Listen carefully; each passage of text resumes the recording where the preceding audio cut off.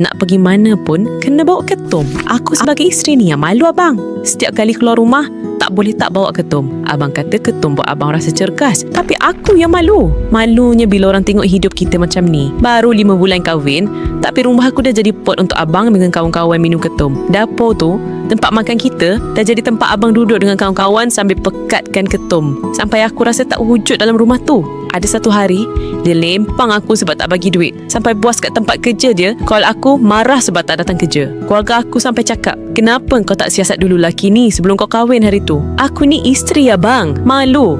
Tapi sayang, aku nak suami yang boleh bimbing. Bukannya dah jadi laki yang lembab, bergantung pada ketum. Macam itu penyelesaian. Aku tak tahu nak buat apa lagi abang. Aku dah cuba pujuk, cuba ajak abang berubat. Tapi setiap kali aku ajak, abang buat tak kisah. Takkan hidup macam ni selamanya? Rumah kita jadi pot ketum. Anak-anak nanti nak tengok apa? Takkan nak tengok abang buat ketum jadi kawan baik? Abang, saya nak abang berubah.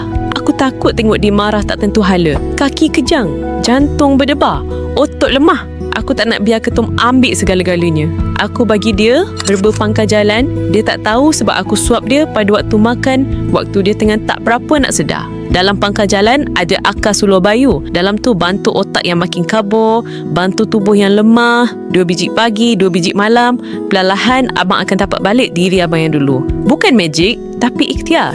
Selepas 2 minggu aku nampak perubahan pada dia, aku saja nak berkongsi kepada korang, ada herba yang bantu hilangkan ketagihan ketum ni. Aku dah bagi pada suami.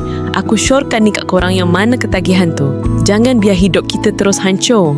Jangan biar ketum buat rumah kita penuh dengan rasa malu.